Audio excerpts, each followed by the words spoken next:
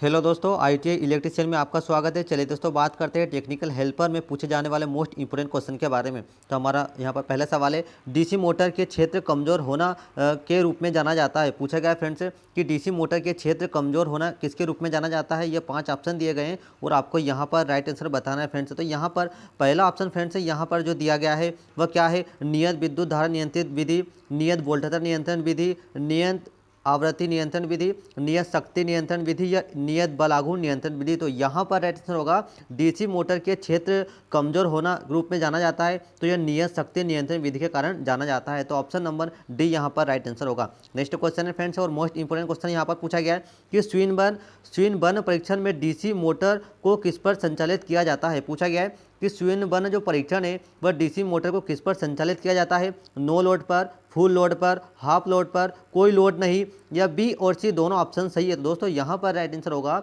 जो स्विनबर्न परीक्षण है वह डीसी मोटर के लिए नो लोड पर लागू होता है। यहाँ पर राइट आंसर फ्रेंड्स वह नो लोड पर संचालित होता है। नेक्स्ट क्वेश्चन है फ्रेंड्स हमारे यहाँ पर, स्थायी चुंबकों के उपयोग द्वारा तुल्यकालिक मोटर के लिए चुंबकीय क्षेत्र निर्मित होता है। पूछा गया है कि स्थायी चुंबकों के उपयोग द्वारा तुल्यकालिक मोटर के लिए चुंबकीय क्षेत्र निर्मित होता है। नियोन, यहाँ पर पहला ऑप्शन है नियोडियम बोरोन लोह, समारो कोबाल्ट, फेराइड, उच्च कार्बन इस्पात, या केवल ए, बी और सी। तो यहाँ पर राइट आंसर फ्रेंड्स केवल ए, बी और सी। स्थायी चुंबक के उपयोग के लिए जो तुल्यकालिक मोटर की जो चुंबकीय क्षेत्र निर्मित होती है वह नियोडियम बोरान और लोहा से होती है, और उसके बाद समारो कोबाल्ट से होता है और फेराइट से भी निर्मित होता है। तो यहाँ पर राइट आंसर होगा ऑप्शन नंबर ई, जिसमें ए, बी और सी तीनों ऑप्शन सही है। नेक्स्ट क्वेश्चन है फ्रेंड्स हमारा यहाँ पर, और मोस्ट इंपोर्टेंट क्वेश्चन है, निम्न में से यहाँ पर पूछा गया है कि दिया गया चित्र निम्न में से कौन से घुमाव को इंगित करता है। ये चित्र है और आपको बताना है फ्रेंड्स कि किस घुमाव को इंगित करता है। यहाँ पर ये ऑप्शन दिए गए हैं फ्रेंड्स और आपको यहाँ पर राइट आंसर बताना है। तो यहाँ जो चित्र है फ्रेंड्स वह किसका है, वह स्क्यू कुंडलन वाइंडिंग का है। यहाँ पर राइट आंसर आएगा स्क्यू कुंडलन वाइंडिंग का जो चित्र है वह किसका है, स्क्यू कुंडलन वाइंडिंग का है। नेक्स्ट क्वेश्चन है फ्रेंड्स हमारा यहाँ पर,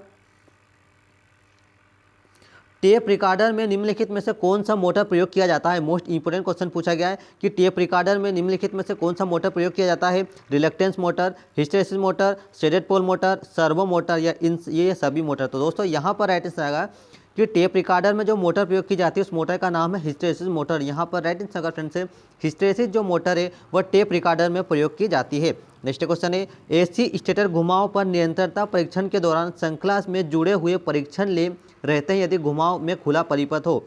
अंधकारमय, पहला ऑप्शन है अंधकारमय, दूसरा ऑप्शन है पूर्ण प्रकाशवान, तीसरा ऑप्शन है कम प्रकाशवान, चौथा ऑप्शन है उद्दीप्त, या सी और डी दोनों। तो यहाँ पर राइट आंसर आएगा अंधकारमय, क्योंकि एसी स्टेटर घुमाव पर क्या पूछा गया है कि एसी स्टेटर घुमाव पर निरंतरता परीक्षण के दौरान श्रृंखला में जुड़े हुए परीक्षण लैंप रहते हैं यदि खुला परिपथ होता है। तो जो परीक्षण लैंप होते हैं वे कैसे रहते हैं, तो वह अंधकारमय होते हैं। नेक्स्ट क्वेश्चन है फ्रेंड्स हमारा, और मोस्ट इंपोर्टेंट क्वेश्चन पूछा गया है, आर्मेचर खांचों की संख्या के संदर्भ में दो आसन विपरीत ध्रुवों के बीच की दूरी होती है। पूछा गया है कि आर्मेचर खांचों की संख्या के संदर्भ में दो आसन विपरीत ध्रुवों के बीच की दूरी को क्या कहते हैं। यहाँ पर ए है पहला ऑप्शन ध्रुव पिच, बी है कुंडलन स्पेन, सी ऑप्शन है कम्यूटेटर पिच, डी ऑप्शन है कुंडलन थ्रो, और ई ऑप्शन है कुंडलन लंबाई। तो यहाँ पर राइट आंसर होगा फ्रेंड्स ध्रुव पिच।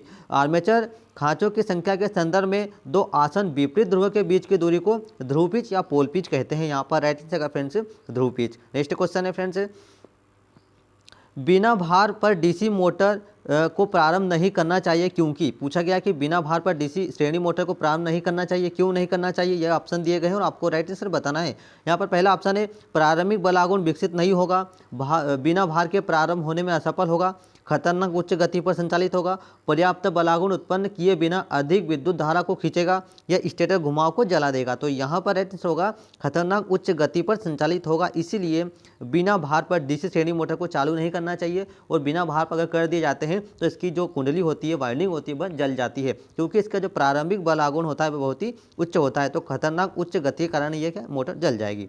नेक्स्ट क्वेश्चन फ्रेंड्स हमारा यहाँ पर, स्विनबर्न परीक्षण के दौरान लोह हानि को मापा जाता है। पूछा गया है कि स्विनबर्न परीक्षण के दौरान लोह हानि को मापा जाता है नगण्य, मानी जाती है नगण्य, स्थिर, शून्य या परिवर्तनशील या एकक। तो यहाँ पर राइट आंसर होगा जो शून्य वर्ण परीक्षण है, शून्य वर्ण परीक्षण के दौरान लोह हानि को मापा जाता है तो यह स्थिर माना जाता है। यहाँ पर राइट आंसर होगा फ्रेंड्स शून्य वर्ण परीक्षण के दौरान लोह हानि को क्या माना जाता है, स्थिर माना जाता है। राइट आंसर होगा ऑप्शन नंबर बी।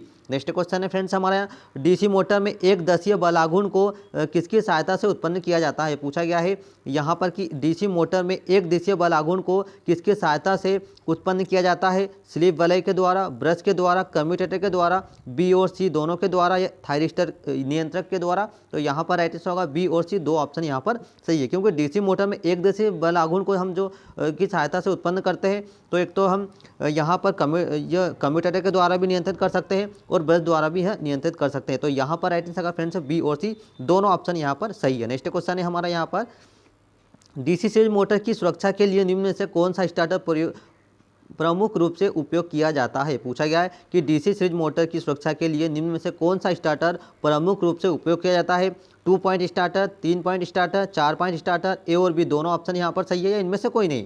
तो दोस्तों यहाँ पर राइट आंसर आएगा डीसी सीरीज मोटर के लिए सुरक्षा के लिए हम जो स्टार्टर प्रयोग करते हैं वह 2 पॉइंट स्टार्टर का प्रयोग करते हैं। दोस्तों याद रखना डीसी सीरीज मोटर के लिए जो स्टार्टर का हम उपयोग करते हैं वह 2 पॉइंट स्टार्टर का प्रयोग करते हैं। तो राइट आंसर आएगा option number A. Next question है डीसी शंट मोटर के घूर्णन की दिशा पारस्परिक परिवर्तन करके बदली जा सकती है। पूछा गया कि डीसी शंट मोटर के जो घूर्णन की दिशा होती है वह किसको बदलकर परिवर्तित करके बदली जा सकती है। पहला ऑप्शन है supply terminal, field terminal, armature terminal, B या सी या ई, ए और बी। तो दोस्तों यहाँ पर राइट आंसर होगा बी और सी, क्योंकि हम डीसी शंट मोटर के जो घूर्णन की दिशा एक तो क्या है यहाँ पर फील्ड टर्मिनल बदलकर कर सकते हैं और आर्मेचर के टर्मिनल को बदलकर कर सकते हैं। तो यहाँ पर राइट आंसर होगा फ्रेंड्स, यहाँ पर राइट आंसर होगा बी और सी दोनों ऑप्शन यहाँ पर सही है। नेक्स्ट क्वेश्चन फ्रेंड्स हमारा मोस्ट इंपोर्टेंट क्वेश्चन है दोस्तों, ये 2022 टेक्निकल हेल्पर में पूछे जाने वाले मोस्ट इंपोर्टेंट क्वेश्चन है। तो चलिए यहाँ पूछा गया है कम्यूटेटर खंडों के बीच विद्युत रोधन होता है। पूछा गया यहाँ पर कि कम्यूटेटर खंडों के बीच विद्युत रोधन होता है, कागज का होता है, माइका का होता है, कपड़ा होता है, लकड़ी होता है या ये सभी। दोस्तों यहाँ पर राइट आंसर आएगा, यहाँ पर राइट आंसर होगा फ्रेंड्स कम्यूटेटर खंडों के बीच विद्युत रोधी जो होता है वह क्या होता है, वो माइका होता है, अभ्रक होता है। यहाँ पर राइट आंसर होगा फ्रेंड्स कम्यूटेटर खंडों के बीच जो विद्युत रोधन होता है वह क्या होता है, वो माइका होता है। तो यहाँ पर राइट आंसर होगा friends option number B. Next question है शेडेड पोल मोटर में शेडिंग कुंडली उपयोग करने का क्या उद्देश्य है। शेडेड पोल मोटर में जो शेडिंग कुंडली का उपयोग करने का उद्देश्य क्या है फ्रेंड्स, यहाँ पर पहला ऑप्शन है कोर हानि को कम करना, दूसरा ऑप्शन है शक्ति गुणांक बढ़ाना, तीसरा ऑप्शन है घूर्णन चुंबकीय क्षेत्र उत्पन्न करना, चौथा ऑप्शन है चुंबकीय लॉकिंग प्रदान करना या ए और बी दोनों। तो यहाँ पर राइट आंसर होगा फ्रेंड्स कि शेडेड पोल मोटर को शेडिंग कुंडली उपयोग करने का जो मेन उद्देश्य है वह क्या है, वह घूर्णी चुंबकीय क्षेत्र उत्पन्न करना। यहाँ पर राइट आंसर होगा फ्रेंड्स घूर्णी चुंबकीय क्षेत्र उत्पन्न करने के लिए शेडेड पोल मोटर में शेडिंग कुंडली का उपयोग किया जाता है। ऑप्शन नंबर सी यहाँ पर राइट आंसर होगा। नेक्स्ट क्वेश्चन फ्रेंड्स हमारे यहाँ पर एक फेज वाली शेडेड पोल मोटर प्रायः होती है। पूछा गया कि एक फेज वाली जो शेडेड पोल मोटर है वह होती है वाउंड रोटर होती है, स्क्विरल केज मोटर होती है, उच्च स्टार्टिंग टार्क होती है, उच्च शक्ति गुणांक होता है या निम्न शक्ति गुणांक होता है। तो यहाँ पर राइट आंसर होगा एक फेज वाली जो शेडेड पोल मोटर फ्रेंड्स वह स्क्विरल केज रोटर होता है। यहाँ पर राइट आंसर होगा एक फेज वाली शेडेड पोल जो मोटर होती है वह स्क्विरल केज प्रकार की मोटर होती है। नेक्स्ट क्वेश्चन है फ्रेंड्स हमारे यहाँ पर डीसी मशीन में डमी कुंडलियां हेतु उपयोग होती है। पूछा गया है कि डीसी मशीन में जो डमी कुंडलियां उपयोग होती है दक्षता बढ़ाने के लिए, कम्यूटेशन सुधारने के लिए, मशीन की लागत कम करने के लिए, आर्मेचर को यांत्रिक संतुलन बनाए रखने के लिए या ए और डी दोनों। तो यहाँ पर राइट आंसर होगा आर्मेचर का यांत्रिक संतुलन बनाए रखने के लिए हम डीसी मशीन में डमी कुंडलियाँ उपयोग की जाती है। तो यहाँ पर राइट आंसर होगा फ्रेंड्स ऑप्शन नंबर डी यहाँ राइट आंसर होगा। नेक्स्ट क्वेश्चन है फ्रेंड्स हमारा यहाँ पर मोस्ट इंपोर्टेंट क्वेश्चन पूछा गया है कि इंडक्शन मोटर में यदि वायु अंतराल बढ़ा दी जाए तो क्या होगा। इंडक्शन मोटर में यदि वायु अंतराल बढ़ा दिया जाए तो क्या होगा, शक्ति गुणांक कम होगा, चुंबकीय धारा बढ़ जाएगी, ए और बी दोनों ऑप्शन सही है, कॉपर हानि कम होगी या बेयरिंग घर्षण कम हो जाएगा। तो यहाँ राइट आंसर होगा इंडक्शन मोटर में यदि वायु अंतराल बढ़ा दिया जाता है तो शक्ति गुणांक भी कम हो जाएगा, यहाँ पर शक्ति गुणांक भी कम हो जाएगा और चुंबकीय धारा बढ़ जाएगी। तो दोस्तों यहाँ पर राइट आंसर होगा ए और बी दोनों ऑप्शन यहाँ पर सही है। ऑप्शन नंबर सी यहाँ पर राइट आंसर होगा।